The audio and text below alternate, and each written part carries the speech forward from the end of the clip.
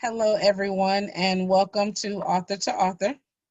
I am your host, Brandy Hunt, and I have a very special guest with me today, Juanita Foster. Thank you for being here. Thank you. Thank you for having me. Absolutely. So, as most people know now, I'm not only just an author, but I'm also a publisher, motivational speaker, life coach, all of the things. But today we're just talking author life. And before we jump into the world of being an author and all of those good things, tell the people a little bit about just who you are, what you do. Obviously, we have your website up here, so you can also talk a little bit about that. Hi, I'm Dr. Juanita Foster, and I also am a life coach and international speaker, author, I and coach as well. And this is my current website. I speak to leaders. My doctorate degree is in organizational leadership. So I always say that you're the first person you lead, and I help professionals whether they want to have their own business or grow or climb the corporate ladder, and also help them with their life, their business, and their career. That's awesome. And do you have children? Are you married? Oh, I'm sorry. Yeah. I have three children. Well, I say I have four. I always say four because my son is married. So I have four children, three grandchildren, Oh, aged from 11 to 10 months. Oh my goodness, she'll be 11 months next week. Yes. oh, Two that's girls, a awesome. little boy. Yes. And do they live in the area with you? Yes, we all live in the area. My baby girl, the baby grandbaby, she currently is with me. She between me and her mother. When her mother is not at work, she's here. So yes. That's I like awesome. that part because you get a different vibe when you the grandma. You get to spoil them. I've Yeah. heard. Oh, okay. I've heard because my daughter will be 20 tomorrow, so and she's one of the first Mohicans. So my nephew is 3 months older than her.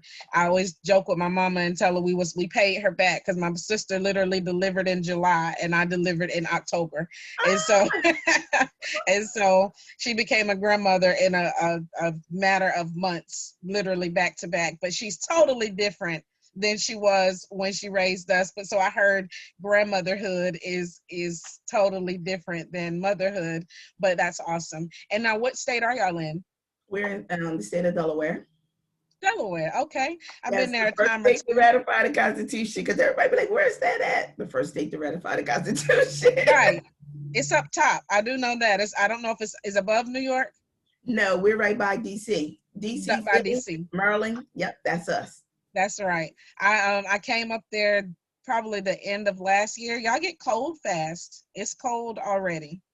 Yes, and it's a rainy, gloomy day today. Yes, it Yeah, gets cold. I am a I think it's called seasonal, not the not depressed because I won't put that on myself, but I'm a seasonal attitude kind of person. So where some people brighten up during the winter and that's their month, like they like being cold, they like the hot chocolate and all of the things that go with winter. I'm a summer baby. So as soon as summer starts ending, I kind of go into this shell of a person, and I'll be back at spring. Fall, I'm kind of okay, and I think that's why I have to live where I live in South Carolina. I might kind of go up a little bit or down a little bit, but I have to stay within a temperature where we don't even get cold, probably till around late December. We Okay. got about 3 hard cold months, January, February, about around March, end of March, early April, we going back to spring. Yeah. I have to set my intentions to just hold on during those Ooh. cold months. And but I came to Delaware, was Delaware, it's another state, Massachusetts, Hmm. and another state that gets cold, and I'm talking about cold, cold. Y'all drive in the snow. We don't drive in the snow. Yes, Uh, but we don't get snow like Massachusetts now. Massachusetts can get a foot. If it's like 3, 4 inches out Delaware, we closing stuff down. We get snow and we get cold, but they get New York, Massachusetts, Rhode Island, they get some kind of different cold. That's yeah, even right. Philly. Philly's only 45 minutes from here, and they get a different kind of cold. I'm Yeah, like, different. Well, that's awesome. So we'll just kind of start at the beginning and work our way up to this amazing journey that you've been on. So let's go back to, so we all know we didn't wake up like this, even though Beyonce tries to say we did. We know we did not wake up like this. God put us to sleep at some point, and he had to shake us a little bit to show Exactly. us who we're going to be. And he uses those shakings for us to become the people that we are today. So let's Exactly. go back to the not the very beginning, but just part of the beginning of your journey when you decided to finally get on the path that God wanted you to get on. What did that look like? Where were you? What were you doing when you found out, oh my goodness, God is calling me to be a doctor? Like, she's Dr. Juanita Foster. You're a motivational speaker. What came first? Doctor, motivational speaker, author? Like what part of the path came first? Okay, to go back, I don't want to say I'm 100% on God's back. I mean, I'm still, you know, We're I'm always still, trying to figure this thing out. We're I'm always trying to still, figure it out. hold on, Lord Jesus, please. Okay. What came first? Motivational speaker, because I always say, your birth order determines your lead, how you lead, and the way you lead. So I'm the first. I'm the first. And so I've always talked to people. I've always been the person that people talk to and encourager and things like that. That came first. And being a speaker, I was speaking throughout the state of Delaware to child care providers. We have a child care that's been in our family over 30 years. So I learned how to different, help the child care providers to be better business owners and also better teachers. And they are teachers. They're not babysitters. They are not babysitters. And that's why I don't say daycare. You hear me say daycare, but I really don't consider it to be a daycare. It is a child care, and it really does. You are taking care of the most precious people in the world at that age. Yeah. And so from there, I didn't necessarily think I wanted to be a doctor, but I love school. And you can get so much schooling, you end up gravitating towards another degree in another No. degree. I don't. I've heard about that, but when I graduated high school, I wanted to be a Dallas Cowgirl. Oh, that's right. And and so that's as far as school went for me was high school. Go be a cheerleader, and I was going to be a military police. I know people don't understand the left right brain thing, and so I wanted to be a cheerleader, and I also wanted to be a military police. Neither one of those things happened. I busted my knee. I wanted to go to college to still be a cheerleader. Couldn't do that. I wanted to go to a HBCU so I could be a little majorette spinner thingamajig. Couldn't do that. So my whole dream was shut down. And I did go to college. I went to a local college, but I didn't like school. So I hear people say it becomes like an addiction. And I'm like, yeah, no, there was lots of things that I was addicted to, and learning was not one of them early. Now I understand, now that I'm on the other side. But when I was 19, 20, I was not addicted to education nor learning. I just wanted to be around a whole bunch of people that was still partying in their early 20s. But you see, well, I had my first child at 15, so that caused Oh, a lot wow. of growth early. But you say cheerleading, honey, that is a sport. It And is. that is not, I don't, people say, oh, I do not, because I have a few ladies in our church, they don't go, they're not cheerleaders anymore. And one of them did go to college for cheerleading. And their mother would be like, you see their knees, they're this, they're that. That is a full blown sport. Full body It is sport. not a joke. They Not at all. we see that aftermath, that whole, like I always say, like you and me, people see that aftermath, but they don't see that when you're icing your knees, when you can't even walk, when you have somebody Yeah. rubbing your back. They don't see that. They just see that cute little outfit and so no, that is a sport, a Absolutely. tough sport. So yeah, so I had my first. Oh, I thought you knew that. I had my first son at 15. So he is current, and I was in an abusive relationship. That's a whole nother story. Yeah, He, but no, that's why we here. We are here for the story. We just got started. We got time. Because we want to know. God does not call motivational speakers that don't have something to say. that's true. So you have Okay, to have something to say. I was my mother was my mother, and I say this story, and I'm going to write this story, and I always say this. I remember I remember the first time he slapped me. And I thought that, and we are in National Violence Week, Domestic Right. Violence Month, and I am taking that story and using that throughout how I came from that to now, and how it paused my life. I had a lot of other issues before then, and my mother was addicted to drugs, and she's not. And when I say God can deliver you when you're going to be delivered, she never Yeah. went to a rehab or anything. She called on Jesus and been delivered ever since. So, but in the midst of that, I got into a relationship that was not the best for me. I got pregnant, I had a child, and all I kept saying is, I'm going to school, I'm going to school.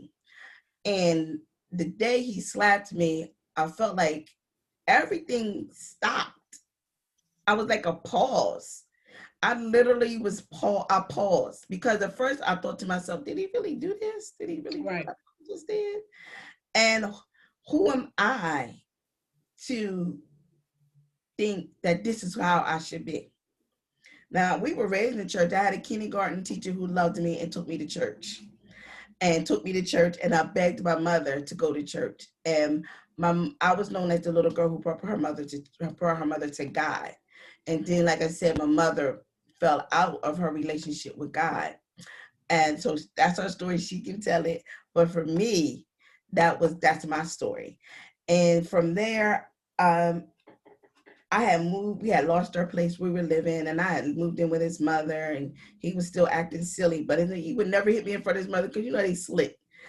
Because his mother be like, if I find you hitting, I'm gonna hurt you. And I Yeah. had that baby. And so I kept saying, I'm gonna finish school. I'm gonna finish school. And he came home one night and said, in the morning, you're gonna take me to my grandmother's house. Because we have a house that's 5 minutes from here, that's been in our family over 60 years. Almost everybody in the family lived in it. You know how it was one of those big mama houses. Mm-hmm. And I said, I'm going back to school. And I went back to school. But from there, I still felt like at a lot of times in my life, I was still that person who was slapped and was stuck. Mm. Literally a freeze frame. Not Yeah. even a picture, a freeze frame. When you watch a movie and the frame freezes, Mm-hmm. literally a freeze frame. And so from there, like I said, my once my mother became clean and my grandmother was sick, she wanted to be. We had to have someone in the home, so she was like, "I'm gonna start a daycare." All right, started the daycare, and she's taking care of a parent, a child, and a grandparent and a grandchild.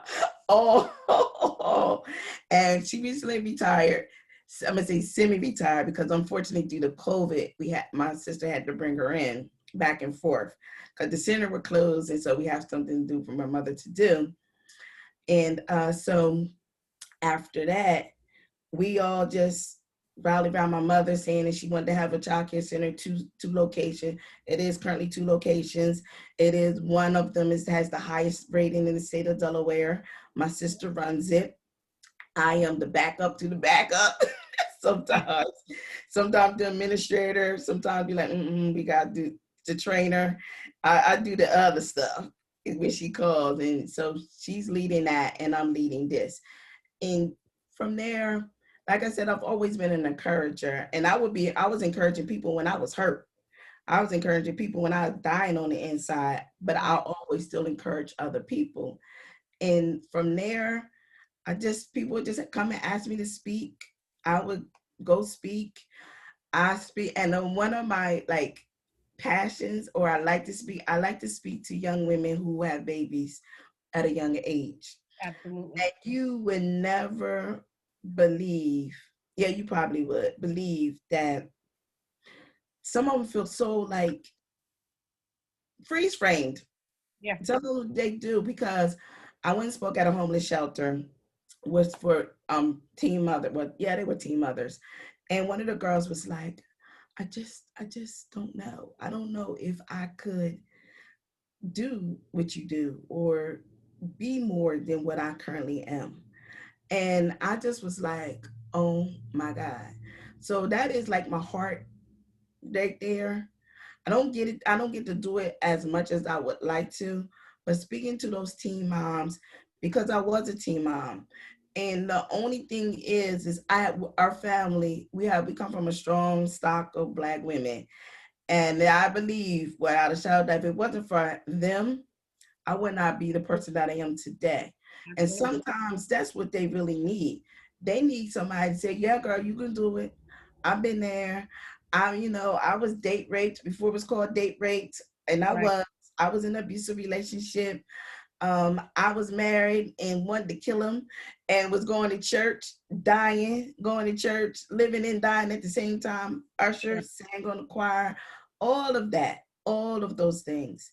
And I have a doctorate degree, yes, but I prayed myself through it. And sometimes my sister and my cousin, I call them crying. They be like, just go to sleep and wake up tomorrow. They literally was mean to me sometimes when I fussed about my degree, and they be like, you'll get it. And I would be like, y'all supposed to have sympathy. They have no sympathy for me all the time. I said all the time. Sometimes they felt woo woo. Sometimes they was like, and you'll Right. get over yourself. So I think all of those things make up who I am today. And I am an intercessor. And that's why I say to hold on to the chair moment, Right. because I truly believe there is a difference between being praying and interceding. And I don't take that away from anyone. But I also know I'm the biblical type of intercessor, that I see things. I'm not a prophet, but I'm the kind that when I can't even think of the prophet's name, when he came to King David, and he was like, I see before David was David, he said, go over and I'm anoint a new king. I'm that type of intercessor. And I'm the type of intercessor I believe, I know without shadow of doubt. I intercede for my bishop. So I'm the repairer of the breach. So I stand in the gap. And so, yeah. Sometimes when I see things, I don't always want to say it. Right.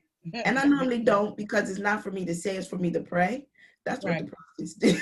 The prophets do that part. Yeah. I see and pray and keep it. So let me up to here. As I said, I was married, I'm divorced, I'm single, got 3 kids, 3 grandkids. And now I always wanted to be, two things I kept saying for 2019 was I wanted to be an author and international speaker. And I was fighting that thing, and I achieved that goal of being an international speaker, because I'm a big firm believer in vision boards and manifestation and visualization and standing on the word of God and all of those things. And I accomplished that goal. And as we were coming into 2020, I knew that I wanted to achieve. It was a couple of goals I wanted to achieve. One was travel around the world speaking and teaching. Corona had another plan, but it's all good. Gave me time to breathe. And I think and don't get me wrong, I feel for those who have lost people with that had the virus.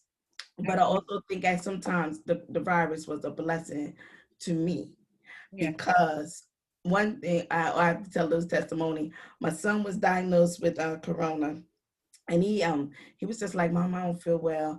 I was like, you need to go get checked. You deal with the public every day. And he was like, oh, he called anytime a child calls you 5 o'clock in the morning, it's an issue. Something wrong. Right. And especially that one, Mom. I tested positive. I was like, what? He was like, I just feel sick. Nothing big deal. I called him every single day. He was like, I'm Oh, tired of you calling me I called him every single day. He went to college in North Carolina. I called him every day until he said, how old stop is he calling now? me. He went to St. Aug in Raleigh, North Carolina. He went to HBCU. How old is he now? 28. Oh, 28. okay. But their Yeah. birthdays in December, so they turned 24 and 28, like a week apart in December. So I had to always be like, how? That's how me and my sister are. We're a week apart. She's 4 years older than me, and my brother's 4 years younger than me. And then they stuck me in the middle. So that's awesome. So, He's a middle it, child too. huh? He's a middle child too. It's a tough spot to be in. I'm telling Yes. you, but we make it work. So all in all, so you started out life in a little bit of pain. I can imagine having a baby at 15 was not a walk in the park. No. What were some of the things that went on at 15 that was a result of you having a baby? Did you get shunned? Did your family accept you? Did your family not accept you? Like, what did you have to process at the age of 15 as a result of having a baby? That is, no one has ever really asked me that question. Um, I'm going to go back to a few things. One, I wasn't shunned. We had a church, and a lot of the women in church had kids at a young age. My mother had me at 16, so it was almost like a generational curse thing. So people really didn't. They that hey, it And is you weren't married yet, right? no, Okay. Okay, but gotcha. a few things I can say. I went to, it's called the Delaware Adolescent Program. It's called DAPI, but the Delaware Adolescent Program, and it's a program for teen mothers. And my oldest cousin, who we grew up like brother and sister, he was the first DAPI baby. My aunt went there, so they had where you just for pregnant teens, and they go and so they can continue their education. So immediately I was enrolled in there. I learned a ton of stuff on how to be a mother there. But then also learned it from the women I already said, my mother, my aunt, my grandmother. And even though my mother was out there doing her own thing, she still had plenty of sense and would tell you like you was. And then I had a church family, although we didn't go to this church any longer. They gave me a baby shower. I Wow. mean, they came over and I still call them my aunt because they're still family. And they were like, it's called Northside Church of God. And she was like, come go with me somewhere. I was like, where are we going? I'm pregnant. I was like, we don't need to see each other like that, because that was the other thing. Our home always had people in our home. My mother opened her home for anybody in the church, for visiting pastors, for visiting clergy, for people who needed a place. We always had people living with us. She's like, come on. That church gave me a full-blown baby shower. I mean, I had everything I needed. And I got the education from Dappy, the practical education from my family, from them wrapping their arms around me, and Amen. a church family that really wasn't still my church, but they loved me as well. And I mean, when I say they loved me, my brother died suddenly last year. And I'm sorry. and I was like, he didn't have any insurance. Well, he had some, but it didn't cover. And my mother and my sister shut down. And I said, and he was found he was in front of my mom's house in his car for 6 hours before the coroner came and got his body. Wow. They called me, I'm at work, you gotta come home, you gotta come home. I'm calling other people. Nobody wants to talk to me. My brother-in-law said, you got to come home. Somebody called me and told me what happened. First they said it was my uncle, then they called back and said, no, it was your brother. Now granted, they lost, my mother and my aunt lost their brother the year before that. The year before that, suddenly, or 2 years. He died of a heart attack. So I get there, everything is shut down. Wait till Minnie get here. I'm Minnie. Honey, I never, I mean, I never knew there were so many things to plan a funeral in my life. Yeah. And when I tell you that same church, now my mother goes to a different church, my sister and I go to the same church. Um, when I said that church Northside, we don't even go there. Some of them don't even go to that church. When I said, I went and signed the paperwork, I said, I need $10,000. I said, God, I need money. I said, because one thing my mother said, she doesn't want to cremate her son. And I refused to go on Facebook and do a GoFundMe. I Right. said, I need some money. You talking about them calling me from all over the country. My PayPal was blinging. I had never knew how to get Cash App, Apple Pay, checks. They were sending checks to the funeral home. Somebody said, come to your mom, I got a blank check for you. When I mean money, and family helped as well, but I mean money. And Amen. we put them in the ground in a week. Amen. Even Amen. the God will come through for his people. I'm telling oh, you, yes. God comes through for his people. And I think it's when you mentioned your family being a loving family, you stick together regardless of the problems or whatever. And if you don't know, let me take a pause. The name of my company is called On the Right Track. And obviously I have on the checkered flag, and that's on the right track in life and business. For my authors, of course, I spell it WRITE, give a little spin on it. But when people have to go through a pit stop, we have to be able to process them through grace and mercy. It's the equivalent of seeing someone on the road and they have a flat tire, and I go, oh my God, how did you get a flat tire? Instead of trying to help them fix the flat tire. But Exactly. for some reason, we've become so judgy, so judgmental, so finger pointing. Oh, Juanita, I can't believe you had to go through that. I can't believe you would go through that. I can't believe that you would date him, her, whatever. I can't believe that you are actually a human person that has human feelings and have to process stuff just like everybody else. And so if Exactly. we could ever, and obviously on a racetrack, let me bring this back. On a racetrack, you have to go through the pit stop for maintenance because it's a long race and they want to make sure that your car is in tip top shape for the entire race. So you don't just stop at the pit stop when you have a flat, you stop at the pit stop so you don't get the flat. Or Exactly. it could be the end of the lap and maybe your car started smoking, or they say, hey, pull over real quick. Some of grace and mercy is, you know what, let me extend grace and mercy so that they don't break down. You're talking to teens. No, we don't want them out there having sex, obviously, because we know what it's like. For one, the emotional baggage that goes with it, and then a baby could come, disease could come, all of these things that we know, and we'd Exactly. rather just say don't do it. But that's not life. And that's what we beat it out. They beat us over the head. They gave us promise rings and all kind of stuff, but at the end of the day, sometimes we got to process people through their pit stop through grace and mercy. And so people saw, oh my gosh, her brother died, let me extend a hand. Let me not make, why do you, if I hear that someone passed away, bring the chicken, do something. Because Bring me a drink. standing back going, oh, and Oh, judging or saying, well, I don't, have anything to offer something. how did they Because die? Oh, yeah. yeah, right. How did doesn't matter. Oh, and I actually lost my grandfather to coronavirus, Oh, sorry. July-ish. So it's recent. It was recently. And so, people reached out and said, hey, what do you need? Help people get through instead of standing back.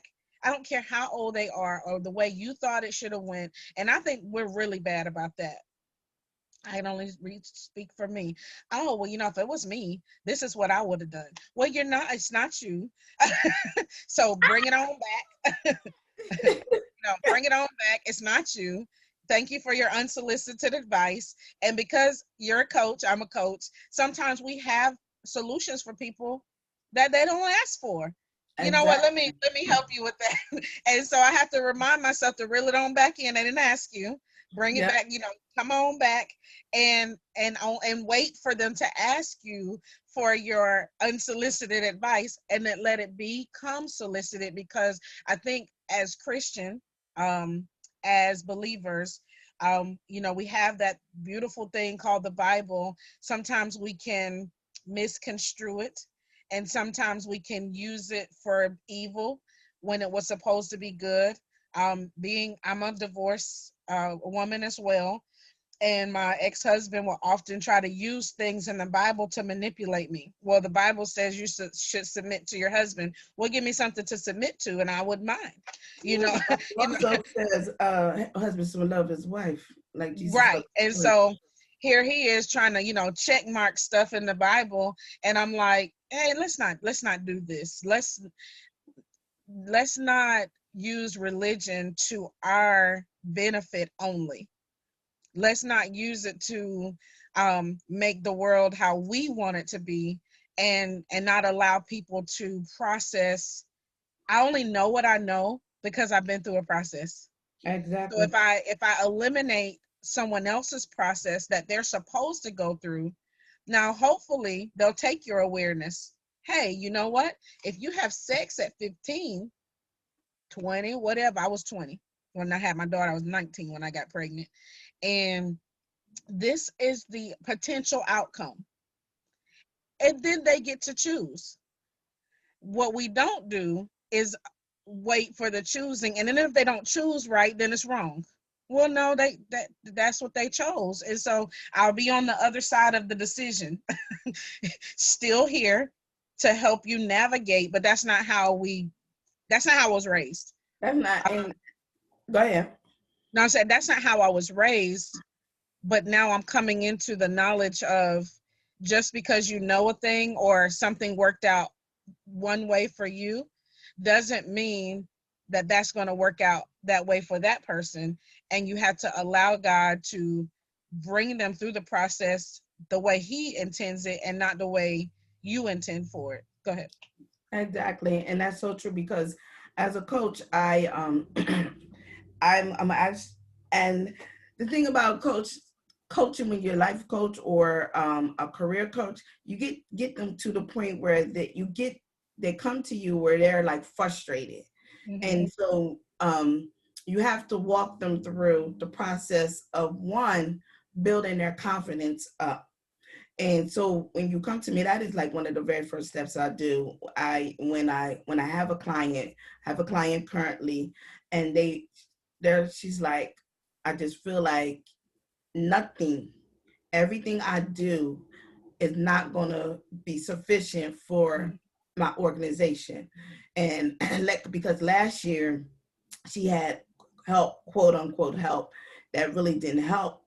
But so you have to be like, okay, this is where you are, but this is not where we're going to be. So we're going to Right. walk together through that. And I mean, in like in the very first session, I gave her some homework. I always be like, give homework. Um, Right.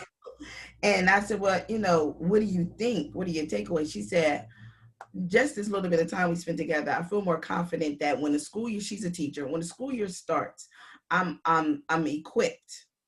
Even though that everybody went back to school on Zoom, a lot of people, not everybody, but a lot of people went back to school on Zoom. But I feel more equipped than I did before, even having someone, a union rep, saying that they were helping.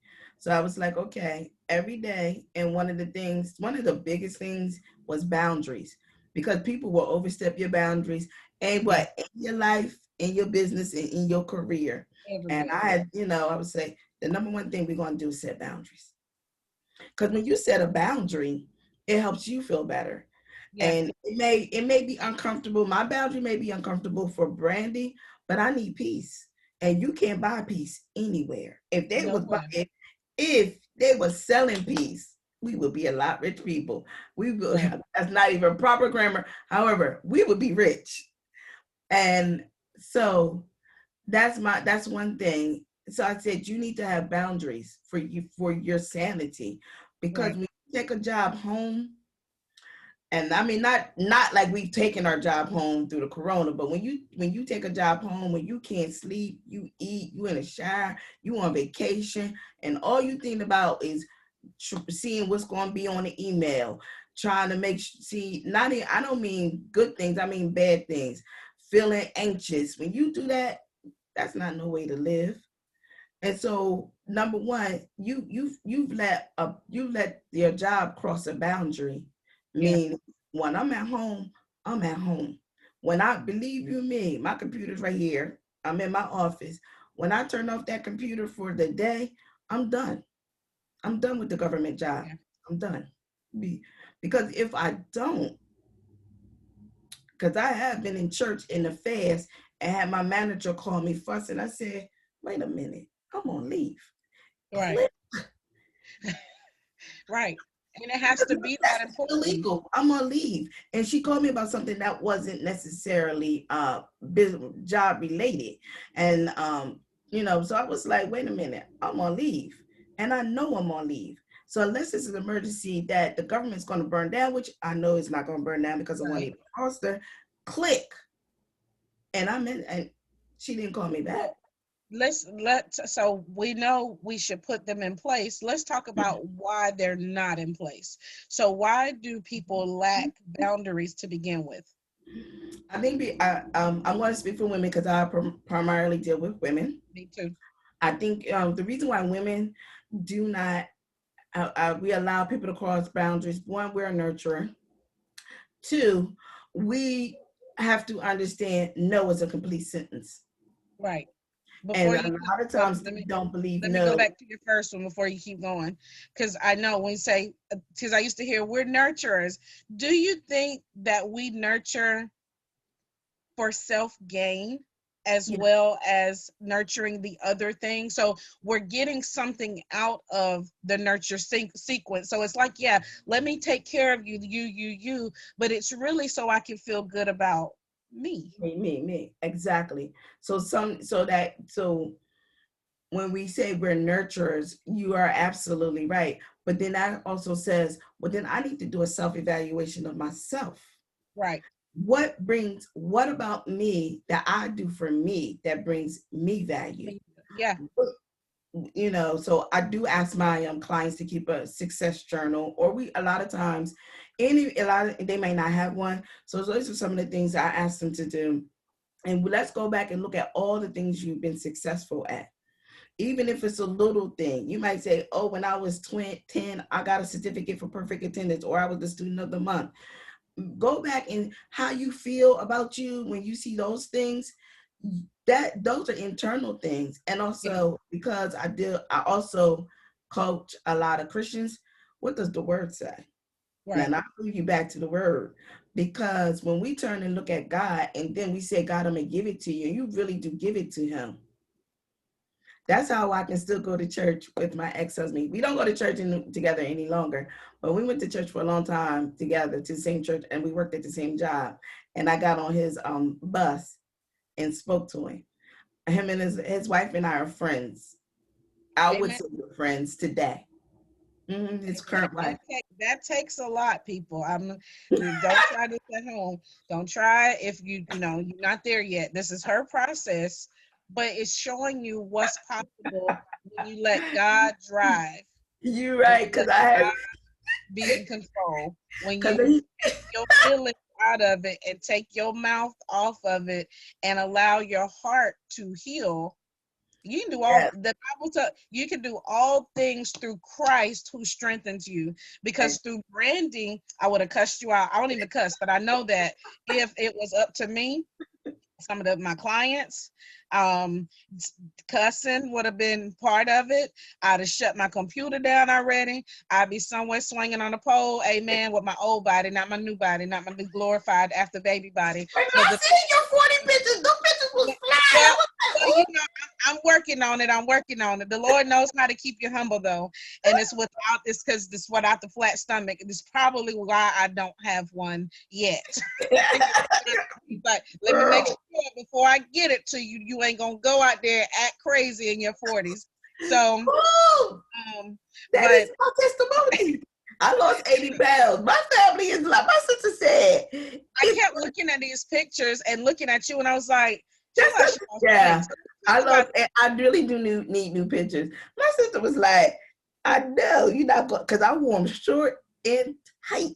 I came in the church listen. wearing them short and tight. And I wouldn't dress. I said, yeah, I look good. She's like, I said, I'm in a size 10.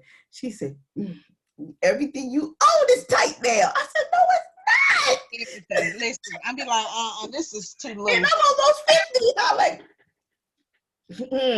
I got 30 more pounds. I said, I'm praying on myself. Yes, I am. I know what you mean.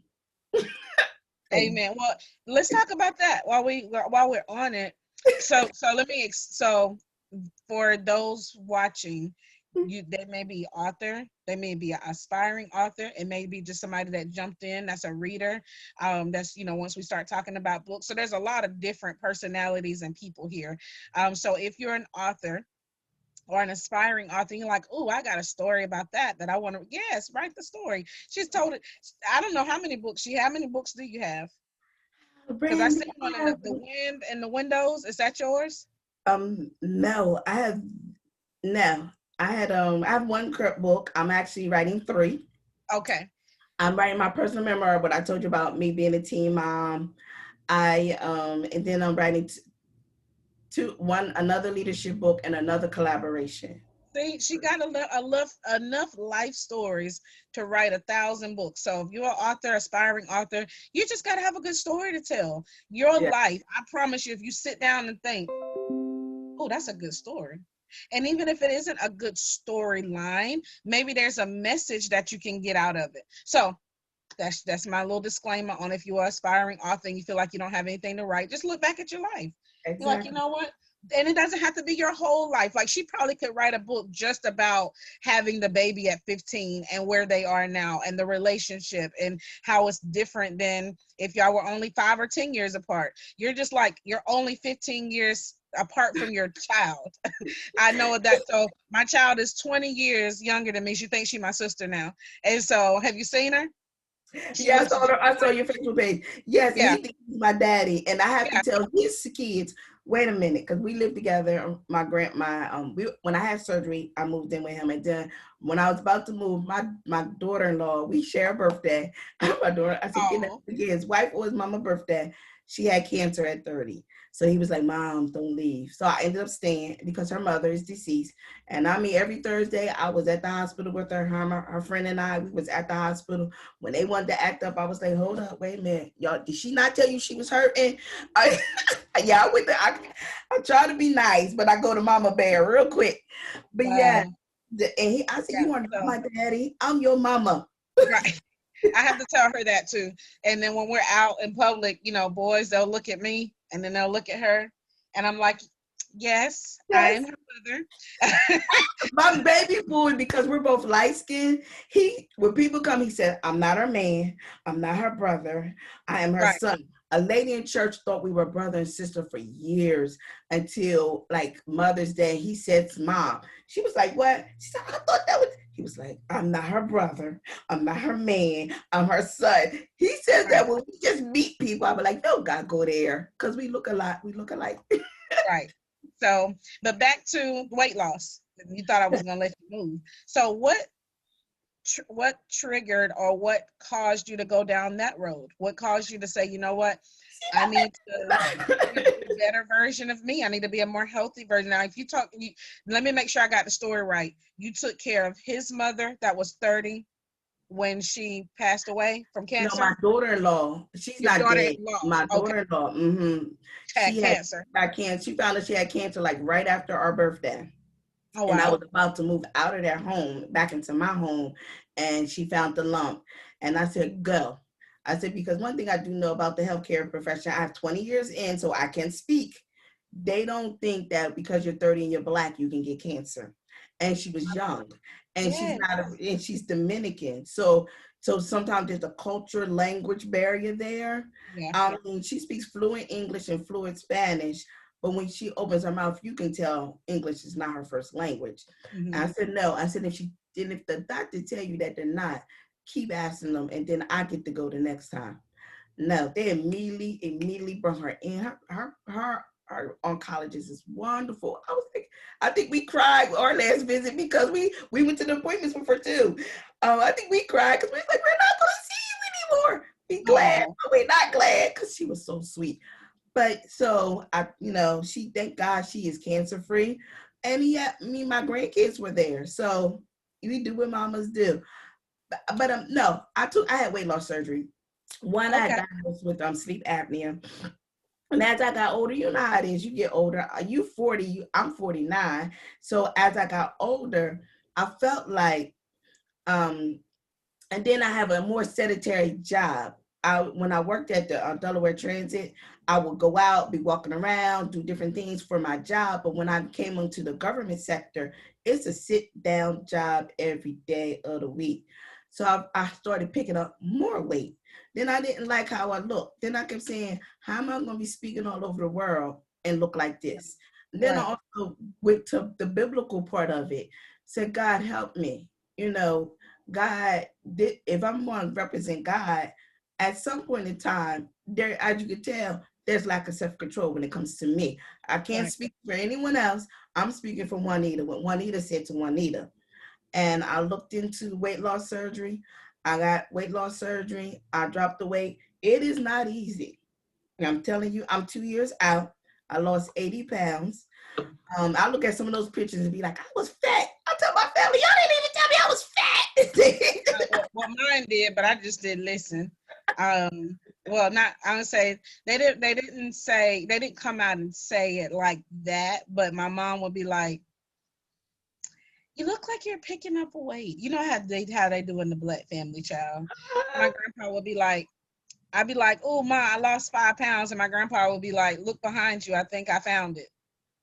Oh no, our family was like, because we're not all skinny people. Let me just be honest. Neither are we, but apparently, I guess I was the last of the Mohicans, and it was like, well, at least somebody in our family be healthy. But that's what happened to me.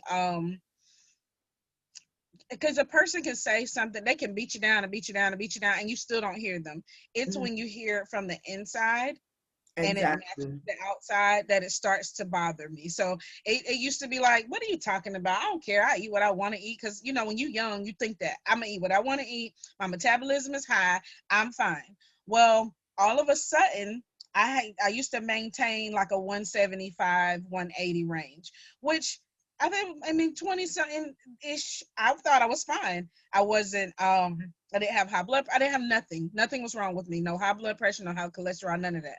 All of a sudden, they found fibroids, Mm. which I had by the time in a 7 year span, I had 11 fibroids that made me look like I was 8 months pregnant in 7 years. So they never went in. And this is, if you're watching this and you're a Black female, get checked. And if they don't do anything about it, get another doctor, which is what I didn't know when they were telling me, oh, just take this medicine or, do this. They'll go away. They never went away. They got bigger. And so at 11 fibroids and 8 months, looking like I was 8 months pregnant, doubled over in pain, couldn't go to work, couldn't stand nothing. When my period came on, it was tragedy. And Mm. so, of course, what did they say? Well, you have a child. Do you want a hysterectomy? Yes, I do. Well, I had the hysterectomy and gained 45 pounds out the gate. Like I dropped 10 from the fibroids like instantly. I went from 180 to 170. Like I was almost in the 160s. You talking about strutting, honey. And then all of a sudden my face is getting puffy. I'm withholding salt. My attitude stinks. And I'm like, y'all didn't tell me this part. They didn't tell me that I was going to cross over. They kept my No. ovaries in there. If you're a guy and you're watching this, welcome to the women's corner. And so they Yes. left my ovaries in there. And so they're like, but you shouldn't be going through all these changes yet, because that would be that you crossed all the way into menopause. I was crying all the time. It was horrible. And Mm. so finally, I was like, well, I'm just eat whatever I want to eat because I can't stop crying. I can't, my attitude sucks. Chocolate fixes it because we know chocolate fixes all things. And so I work in a call center, been working sedentary job like you. At this point, 15 years in, my child is 15. And what do most 15-year-olds do? Act Act up. crazy. And And so a girl will act up in I'm, 2.5 seconds. I'm glad somebody understands. I would I raise a boy get every so day much. of the week. I mean, just pop, pop, pop.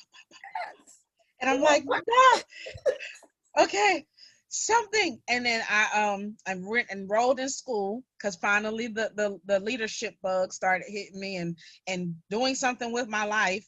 And I started eating at 11, 12 o'clock at night on my way home I would work from 8 to 5, get out of work and go to college at night from 6 to 11, driving home. Wendy's is the only thing that is open and popping, or IHOP. So I'm stopping by something that's still open and eating and going to sleep. That was my pattern for 2 years.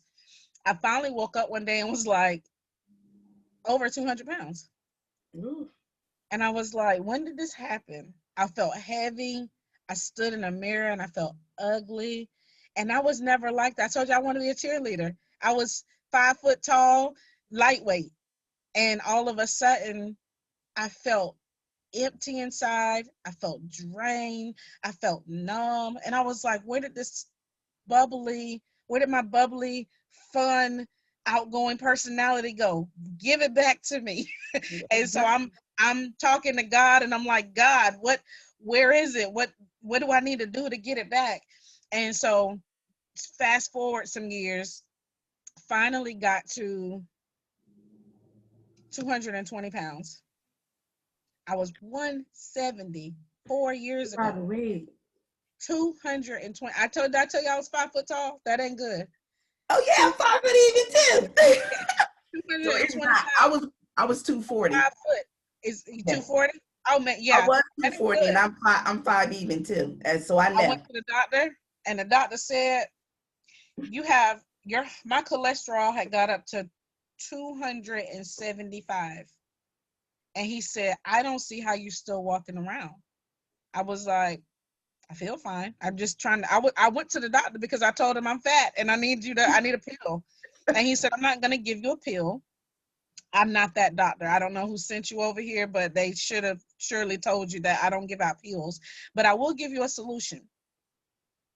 That sounds like something I would say to somebody. I don't want Yeah, that. yeah. I want a pill. He was like, well, you're young, and I think you can do the solution I'm going to give you. He said, you can either go on a diabetics diet or you can go on keto. Ooh, Brandy, you frozen. Am I frozen? Oh.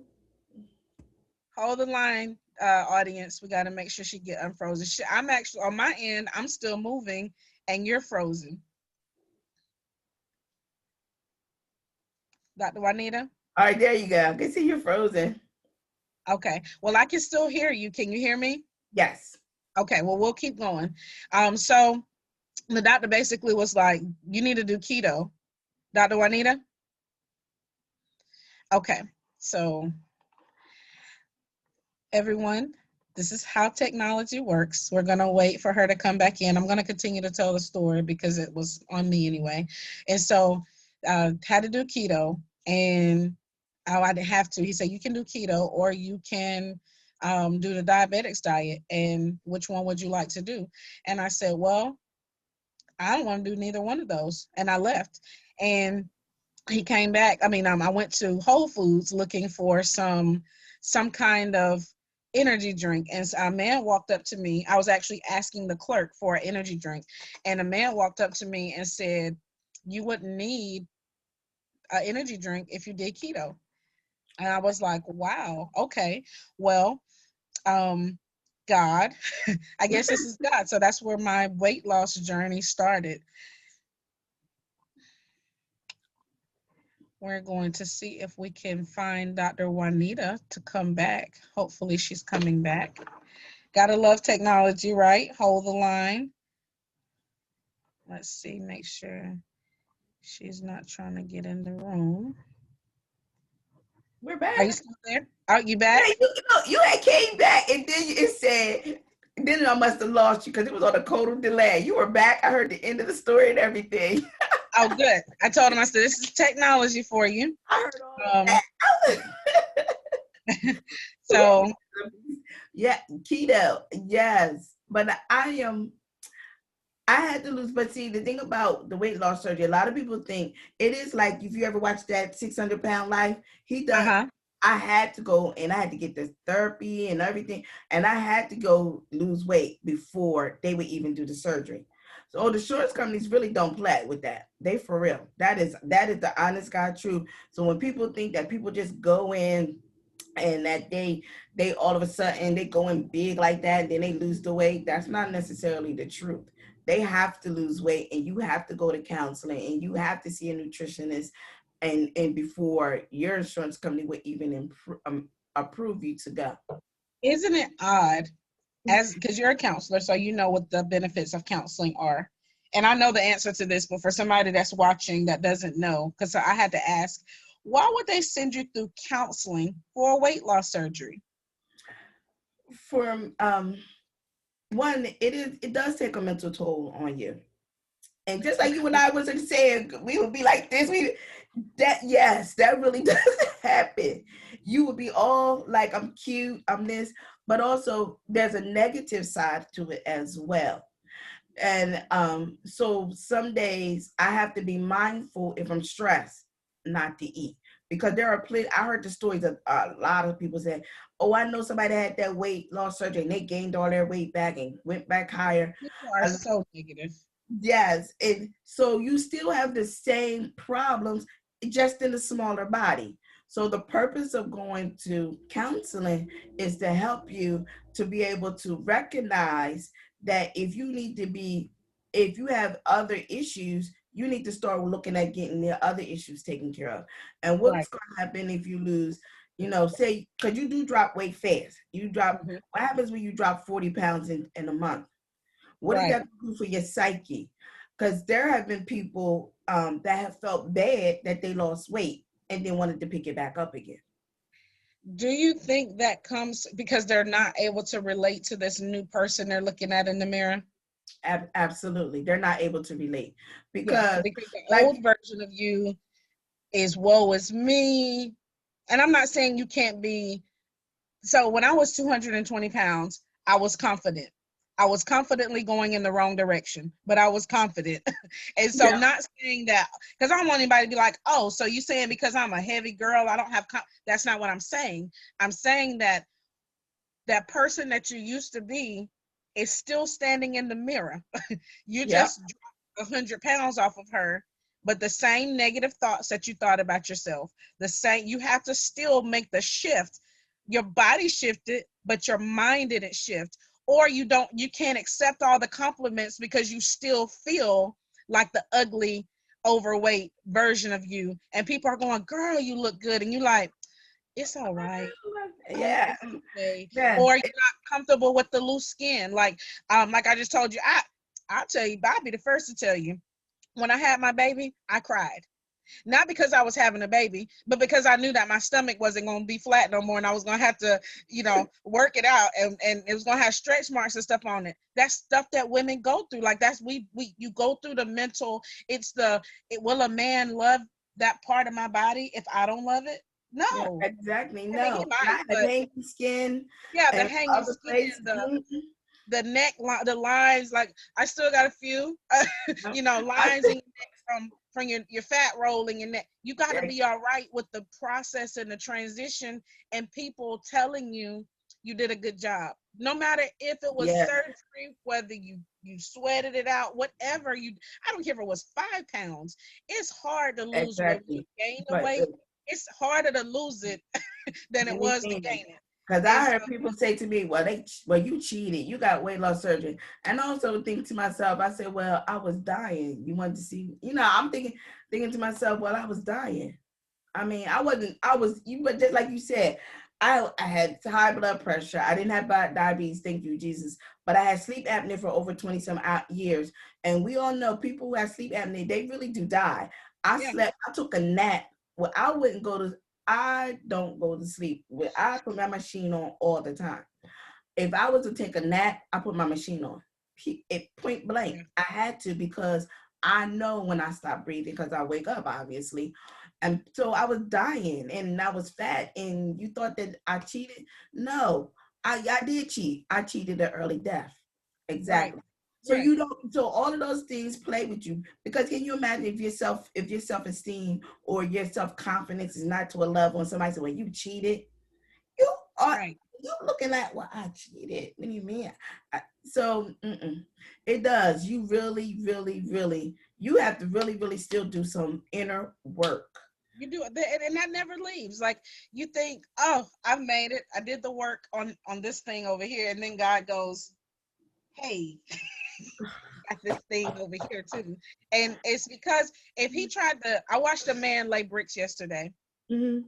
Not these, but this is and I love this wall. That's not colorful. It's not decorative. You see my little love sign up there. I Uh, can't hang nothing on it, but it brings so much clarity to my life. They can't like a regular wall. I can show you. Well, like the wall behind like Dr. this one. Juanita, they put that up at one time, Mm-hmm. all the Exactly. way up. It just goes up one sheet. It's a sheet. A brick has to be laid one at a time. Put the brick down and seven across, and then they take the stuff and they bring it back across, and then another brick by brick by brick. I stood there and I watched him as across the street, and I love watching construction sites because I'm like, ooh, what is that going to become? Especially if it doesn't have a sign out front. I'll just drive by and be like, ooh, is this going to be a gas station? Or, what is this about to be? And I'll watch the process because I know that's how God deals with us. I would Exactly. love to be the complete whole version of who I'm supposed to be yesterday. Because Me the too. ugly struggles, the I don't want to be on this side. I want to be over here, the back and forth, and God saying, brick by brick by brick. Some things are easier than others. I'll say there's sometimes when I love leadership development, but it took me 20 years in a call center or call center life. I was in different call centers, but call center life is what led me to be in leadership. I was never in leadership when I was in call center life. I sat at a desk for 20 years learning the strategies, taking the different courses and classes, but I never stepped up to be a leader I would say in leadership. I was always a leader, and my supervisors would come to me and go, why don't you apply to be a supervisor? No, I'll stay right here, because I didn't want the responsibility that came with leadership. But I led outside of work, and they would see me and they'd be like, why don't you want to lead? This and that's I can't. I wasn't mature enough to handle the rejection, and I was already going through so much in my personal life. There's no way that I could take 10 or 15 people with me and think that I wasn't going to drop them. I could barely hold on to my own child, let alone 15 grown children. Amen. Exactly. It's, Amen. so That's now, they are. and if you're watching this and you're thinking, God, my life is in shambles, or you know what, I got this part of my life seems like it's great, but this side of my life is falling apart. It's okay. It's brick by brick. Lay the brick that you can lay. He couldn't lay the seventh brick until he laid the 1, 2, 3, 4, 5, 6. He had Exactly. to lay it in order and not he didn't have no anxiety. He was out there chilling, Yeah, laying exactly. the bricks. And he couldn't do the top one can't be put in until all the way at the bottom gets in. Somebody Exactly. actually sat here and put all of these bricks in here patiently, waiting for it to dry, putting the next one. So that's how I look at life now. To just understand God is not in a hurry. We Mm-mm. are in a hurry, but God is not in a hurry. And if you can just lay the brick that you're on, do what you got to do, press your way through, you'll get to the other side. So can you believe an hour went by already? No, no, We had no. a little delay, so I'm gonna keep you on because I know we had just like a little small delay. But so had a baby at 15, became a motivational speaker, and this might not be in order, but just all the stuff that we talked about today. You're a teen mother. You became a motivational speaker. You're a corporate trainer. You're an author. So let's go down the authoring road. Where were you when you found out you were gonna start writing books? I'm probably sitting in this room. I spent a lot of, you can spend a lot of time in your office. A lot. I got a phone call, and she was like, I know you, I've always known I wanted to write a book. I even purchased courses on writing a book and things like that. I've talked to people who say, if you just talk into your microphone, and I did that, and then of course I lost all the material. That's my personal book, so I'm gonna redo that. So I'm in the process of re-recording the old material for my personal book, and I kind of was like, oh, I'm gonna give up. I'm gonna just give up. And then someone was like, well, I know you want to be an author.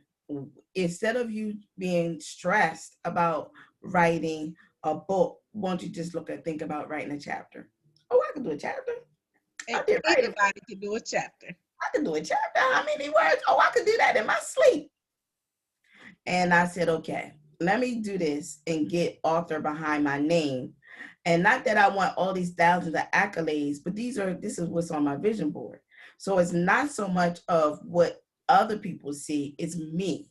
That's what I wanted to accomplish for myself. Right. And so I got in the finding your joy in the journey. And then I was thinking, and my portion of it is walking your legacy today. And I think that just came out of dealing with the death of my brother. and realizing we need to leave a legacy, and what kind of legacy do I want to leave? And not saying that everything is peachy keen. Hold on. See, you didn't ran on that. They're gonna have to come to the. They're gonna have to come. That's right. Because I won't even talk about that part in that. But So on we're gonna talk Saturday, about all the things that you talk. But so what she just told you, and she ran by it real quick, and she held the book up almost. But oh, I'm sorry. the book you can hold up on your side too. Fire. Finding the Journey. I find great pleasure in saying that I am the publisher of this amazing collaboration. And she told you that it's a collaborative effort of multiple women and men who came together to tell one common story. And the story is about finding joy in the journey. And we just talked about a whole lot of her journeys: motherhood, early motherhood, having children, having grandchildren, weight loss. You have got to find joy in the journey, because the journey changes. And you're Yes. like, wait. And she told you about the unexpected death, unexpected loss, unexpected changes in your body, changes in your relationship. You gotta find some kind of thread of joy, because if you lose it, what's gonna happen? If you break down, what's gonna happen? If you just check out, if you say, you know what, I'm gonna check out, everything that's connected to you is gonna fall by the wayside too. Now that doesn't mean you carry the weight of everybody around you, but there are things that God has required us to carry through this life. His burden is easy and his yoke is light, but he's giving you something to carry. But if you decide, I'm just too tired, I just can't do this no more, and you don't find some kind of joy throughout your day, throughout your moments, throughout your lifetime, I don't know what's going to happen in the next hour after I end this video. I know what I would like to happen, but no one knows the day nor the hour that Christ shall return, or that your next issue shall come up. Is what I was saying. Exactly. No one knows. And so, dun, dun, dun, we're inviting you to come and join. And I'll let you talk about, let's, before we invite them, let me go back to, so you found out you were going to be part of this collaboration, and it was so that you could leave your mark and, Yes. and do your chapter. How did you feel before you started? Before you, when you said yes, you're like, okay, yes, I'm gonna do it. How did you feel? What Say am I that going again. to write about? I What am I gonna write literally, about? yeah, because I didn't have a title. I didn't have I had no clue, because just like you said, all of the things I talked about, I could have wrote on a lot of those things, all the things I talked about. And Absolutely. and so I had to say, okay, God, I spent time in prayer. Then I just started going to God. What do you want me to say? What do you want me to talk about? What do you want me to do? And Good. how do I, and what, and that theme, the theme I wrote about legacy had came up a couple other times, and then I said, that's it. All right. And so how do you feel now that you've done it, you completed it, you've seen it in action? How do you feel now? I feel wonderful, because now that you say you have that check mark, if I could do this and write one chapter, I could write just 2 chapters, 3 chapters, 4 chapters, and so on. Because we talked about brick by brick, 1,000. I'm gonna misquote it because I misquote it all the time. But a journey of 1,000 miles starts with a single step. I think that's actually it. I always say it wrong, but a journey of 1,000 miles, and if that's not it, that's about to be it. And so, a journey of 1,000 miles starts with a single step. So this was a step. Yes, and You know always what? say, how do you eat an elephant? One bite at a One time. bite at a time. That is a leadership quote that is our favorites. How do you eat an elephant? One bite at a time. Don't get overwhelmed with the elephant. And because I'm a publisher and I talk to new aspiring authors and authors every single day of my life, and this is the number one thing: how big does it have to be? How long does it have to be? And how long is it going to take? It's like an anxiety before you even get started. And what I always tell them is, take the pressure off. Just write the story. Take however long you want to take. But if Steve Harvey called and said, hey, I need a book next month, I bet it'd be done. I better be done. There's a demand on your success. You have to put the demand on your success as much as someone else is putting the demand on it. We make promises to each other. So if I was to say, Juanita, when we said we're going to do the interview at 1 o'clock on Friday, we scheduled this 2 weeks ago, and I was here.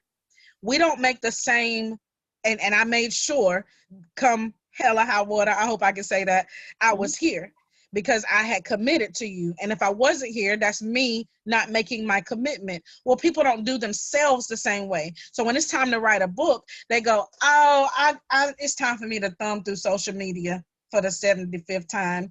Oh, I got to watch the so-and-so, or the such and such is calling me to go. And you don't ever complete your own personal commitments because you don't commit the way you would to another person, to your doctor's appointments, to whatever appointments. And so we got to switch that.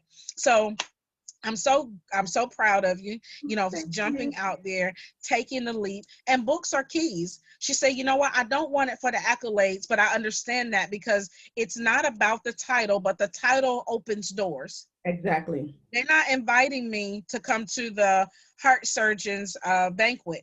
You know why? Because I'm not a heart surgeon. Now, they could invite me to speak to the heart surgeons, but they're not inviting me to a talk about heart surgery because I'm not a heart surgeon. Exactly. The title, when they hear motivational speaker, they're like, oh, we need you to come speak to our women such and such. Or they hear doctor, they want to hear about your journey and what is it that what are you an expert in? So when people say titles don't matter, I tell them they absolutely do matter, because if I walk into an elementary school and I'm not a teacher, a janitor, a cafeteria, anything that belongs in the school, guess what? I need to be on out of there. Exactly. So your title does matter. Now, does it matter the most? No, it doesn't matter the most, but it does matter that because it carries weight. Your title does carry weight. God calls you that thing so that we can prophesy it out of you. So if I know that you tell me God is moving me to write a book, guess what I'm going to start calling you? Author. I'll be like, so hey, author Dr. Juanita Foster. I do people like that all the time. They be like, Brandy, leave me alone. No, I'm not going to, because if you told me God told you to write a book, I'm not going to be the one to not push you to do it. So people call me Dr. Juanita before I was even Dr. Juanita. When I was sitting home crying, talking about I ain't gonna do this, I ain't gonna do it. To church, or my bishop will be like, I'm so proud of you, baby. You're gonna be a doctor. I'll be like, why are you saying that? I'll be like, why are you saying it out loud, especially out loud? So over the summer, we did officially launch this book. It did become a national bestseller, international bestseller. And hats off to the collaborator herself, Vanessa Blackwell. Like I stated, it actually came out over the summer. But these amazing people decided to get together and do a virtual book launch for those who missed the launch over the summer. And so I'll let Dr. Juanita tell you all the details, where we'll be and how you can participate. Thank you, Brandy. Thank you so much. I really enjoyed my time with you today. Passion to Purpose, a virtual book launch, finding you during the journey. It is Saturday, which is next Saturday, October the 24th from 12 to 3. You don't even have to leave your house because it's all through Zoom. And to register is the eBrite, Passion to Purpose 20.ebrite.com. It is free. It's free. Free. However, we do have gifts and surprises. So we are asking everyone and anyone to come out, learn. Brandy is going to be speaking on how to be an author and how to publisher. That publishing thing is a whole different thing. And you're going to hear from each one of us, our journey, our story. I just told a little bit today, and I would dig deeper into my portion of the book on Saturday, the 24th, from 12 p.m. to 3 p.m., just a few little hours, and it is free. Absolutely, yes. So if you have a purpose, and it doesn't have to be to write a book. I always tell people, just because I'm going to tell you that you need to write a book, you check with the Lord. But we all have a purpose. So if you have a passion that you want to turn into your purpose, Dr. Juanita has told you she helps business owners. She's a life coach. Get with us. And these other RC Nicole Terry Sylvester, Evangelist Maddie Daniels McNeil, Apostle Greg McCurry, and Pastor Teresa S. McCurry, Dr. Juanita Foster herself, Delicia Mays, and myself. You will get something that you can take away to help launch you into, this is a book launch, but this is a purpose launch. You're going to hear something that's going to set your soul on fire. You're going to hear something that you're going to say, you know what? I've been sitting back waiting on what? I don't know. We told you we had a rough beginning, but it was God. It was all God. Romans 8:28. I stand and live by it. All things work together for the good of those that love the Lord and are called according to his purpose. Dr. Juanita just told you she has a 28-year-old son, and she does not look like she should have a 28-year-old anything. I have a 20-year-old daughter. It's because God redeems the time. People always ask me, why do I look so young? Because I messed up my early years. I was doing the will of the Lord. And so he has, he's redeemed the time. And so he's kept us fresh and young. But we have a passion that we have to pursue. We have purpose, and we have to be healthy.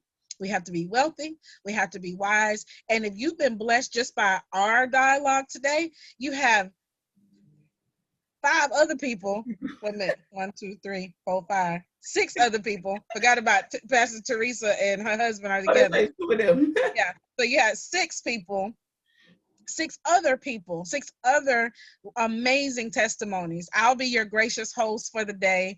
You don't have to stay all 3 hours. If you can only get in for 10 or 15 minutes, of course there'll be a replay. But who wants to catch the replay when you can catch it live in living color?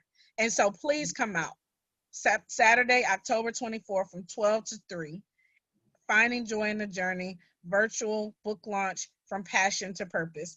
And so in closing, thank you again for hanging in there. That hour, we talkers though. So you got a coach, a motivational speaker, a doctor, we mothers, we done been through the weight loss surgery together. We're gonna have to come back again. And the same height. Yeah, and the same height, so I like to end with talking to 2 different groups of people. So first, I want you to talk to aspiring authors. What would you tell an aspiring author who has been sitting here today listening to your amazing story, and they want to get started and they just need a little bit of encouragement to do so? So where would you tell them to start? I would start with, you can do it. Take your phone out. Everybody has a phone, and everybody has a Gmail, app. You can do text to talk. Sometimes if you're sitting at work, you can talk it out and they have it recorded, and you can send it to be transcribed. It's really it is a lot easier than you think. It is a lot easier than you think. Start with your own story about your life. Yeah. Be authentic. Yeah. I always tell people that. Be authentic. Don't try to write your story the way I would write my story, or talk like I would talk. Talk like how you talk, because that's your audience. Your target audience hears your voice. It reminds me of a puppy or a dog of some sort. If I come into your yard and you have a puppy, your puppy hears your voice and will bow at your command. I might be like, hey, Sammy, come here, Sammy. They're not going to hear me because they don't come to my command. Your target audience hears your voice and comes to your command. So always remember that. Don't try to change and be the author you think you should be. Be the author that you already are. And yes, if you publish through me, please do. But if you publish through me, of course I'll come back and polish it.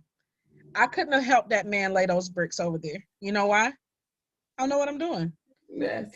It was cool to watch, but he would have had to teach me. Now, by the end of the day, because that was probably noon, but let's just say I sat there and done it with him. By the end of the day, I probably would have been not an expert still, but I'd have knew what I was doing. And I try to tell people that about writing, about anything. You're not an expert, and you're not supposed to be, because up until this moment, you knew nothing about it. But just saying yes is half the battle. Picking up your phone, like she said, and using your app or using your notepad or using your whatever to get out the thoughts. And I have a little special gift for you. You say, you know what? I've been writing in my notepad and I still don't know what to do. or I have some of my manuscript written, I will give you a free consultation, no charge, no What? strings attached. Email me, publish, Publish, the letter U, 00 at gmail.com. I'll shoot you back a link. You can just schedule it, and we'll just have a one-on-one. Really quick, doesn't have to last long, 15 minutes to 30 minutes, but somewhere in there. And I will make sure that I give you your next step, because my goal is to keep you on the right track in both life and business. So now the second person that I want you to talk to is just the people who've been watching your amazing story. They have a passion. They kind of know their purpose, but they're kind of stuck in that middle place. Can you encourage those people for me? I would like to encourage you, don't be the freeze frame. Don't get stuck where you are. Take a time and look back and write it. Just if it even just this week, if you take 5 minutes this week and write back on all the things you've accomplished in your life. You know how as parents we keep our little kids, mommy, I brought this picture, mommy, I brought this, mommy, I was the student of my mommy, I was the line leader, mommy, I know my ABCs. If we did that for ourselves and take the time and look back all the achievements that we have, we would be able to say, if I did it then, I can do it again. God does. He will bring us out. And I also have a free gift. If you email me at Nita, Nita, at drjuanitafoster.com, I also do a consultation as well for, yes, the email up there it is an email, but I have another email. My business email is Nita at drjuanitafoster.com. I help you with, first part is your vision. Where do you want to be? And that would be your 30-minute consultation on your vision. And that we take that walk from where you were to where you would like to be, and I also give you your next steps. Again, that's Nita at drjuanitafoster.com. Awesome. Well, again, this has been a wonderful hour and some change. I don't know how long, maybe hour and 15 minutes or so, but I sincerely appreciate you sharing your life story with us, all the bumps and bruises. But you know what? Through all the bumps and bruises, it comes blessings. And Yes. I'm forever grateful for that. I'm grateful for meeting you, because I wouldn't have met you had it not been for Teresa. I wouldn't have Exactly. met Teresa had it not been for someone else. So life is a series of connect the dots. Yes. You remember connect the dots, the little Yes. puzzle we used to do in school? Exactly. And you try to guess what it's going to be before you Yes, get there. Yeah, I'm a guesser. That's me. you I'd be hold like, it oh, up, be what is like, it it gonna looks be? like. But don't get frustrated if it doesn't turn out to be what you thought it was gonna be. Mhm. Just be grateful that it is what it is, because it could not be at all. And so connect your dots, be grateful for the dots along the way, and understand that this is creating a much bigger picture than even you know. I'm gonna tell you this before we leave. I don't know. Have you ever did like a paint and sip or a paint party? Yes. So this is my. I did Ah, this painting. If y'all could hold on, let me see what this. it is. Oh, I like that. Is that? I thought I did pretty good. Yes. I'm not an artist. To no stretch, I can't do a stick figure, but it comes with an outline. And so this is what I want to tell you. If you're an author, aspiring author, you're looking for your purpose or your passion, along with the connect the dots. When we were doing when we first got there, it's a blank piece of paper. It's a blank It's a blank sheet, as white as this paper right here. It's a vaguely drawn outline, but it's an outline. It at least made me not have to do the outline itself. So I do provide an outline when people are writing their book, because I know you got to start somewhere, right? And so while we're painting in the outline or going through the outline, a lot of people will be like, this is horrible, or this ain't right. Or even I was like, am I doing this right? Like, am I supposed to paint over it? And she was like, yeah, because you really can't mess it up, because once it dries, you can just paint over it. And so I had to think about that. And I was like, and I had to convince myself, I said, stop trying to figure out if you're going to mess it up or not. First of all, you can't mess it up because it's yours. Your dreams and your realities and your passions and your purposes are all designed to bless you. All of them. The tragedies, the triumphs, all of that is designed to bring you to a final picture that you won't know what the final picture is until you get to it. So don't judge it halfway through. And the construction across the street, it's literally looked like 7 different things. It's been like, oh, is it this or is it this? Or maybe it's a big house. Maybe it's going to be 2 little house. I don't know. But guess who does know? God and the ones that drew the blueprint. The people who drew the blueprint, they know. So go to your blueprint designer and say, God, what is this even supposed to look like? There's one little thing on here that was not on the outline. You see how the waves look like they're coming in? This is supposed to, it says love anchors the soul. I don't know if it's too glary. Okay, But I didn't see that. Okay. that was not originally, this right here, Mm-hmm. that's not in the outline. God gave me that when I was when I was painting, as the waves coming in on the what, I didn't know. I just was drawing. I was just trusting. I was trusting that he was moving me in the direction in which I needed to move. And so please show up on October 24th, because we're going to be talking about moving from passion to purpose with all of these amazing speakers. Every one of them are amazing in their own right. Is there anything that you would like to say as we close?